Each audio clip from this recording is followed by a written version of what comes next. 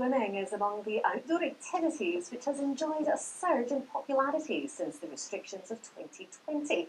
Wardie Bay in North Edinburgh has become a hotspot for hardy swimmers, but it's not on SEPA's list of designated bathing waters, prompting a campaign calling for that to change. Well, our reporter Kaye Nicholson has been taking the plunge, all in the name of research. How cold do you think it's going to be? It's not going to be as bad as you think it is? There was no way I could get away with doing a story about swimming in the Forth without giving it a go myself, so I teamed up with instructor Colin to get some tips.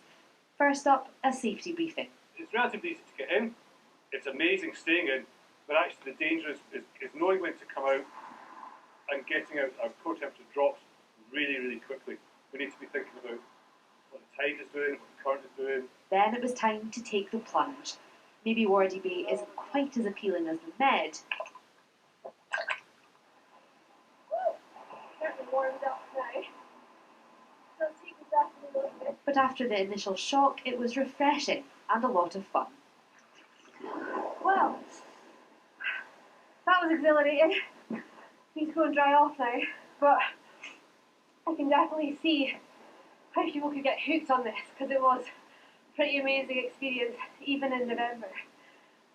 But you can also see why people who swim here regularly are so keen to know what is exactly in this water. That's because, unlike Portobello Beach along the coast, the water quality isn't monitored here. The Scottish Government declined an application for it to be designated as a bathing water earlier this year. A petition is calling for that to be revisited. Nobody actually knows what they're swimming in, and they need that information. Some will not be aware of the levels of sewage related debris that I've discovered through doing marine conservation society beach surveys. And it's not nice to point it out. So what we want to give people is that information just so they can keep themselves safe. Regular swimmers have been getting involved by gathering data on the numbers flocking to the beach, with one even writing a song. It's so easy to write about things like the sea, the imagery is all there, so I just went home and came up with it, and it seems to have chimed with a lot of people. Campaigners say monitoring this water is not just for swimmers, but for all who enjoy this coastline. Kaye Nicholson, STV News, Edinburgh. Well, she's a brave one, that Kaye. Well, it's a sport over to Sheila.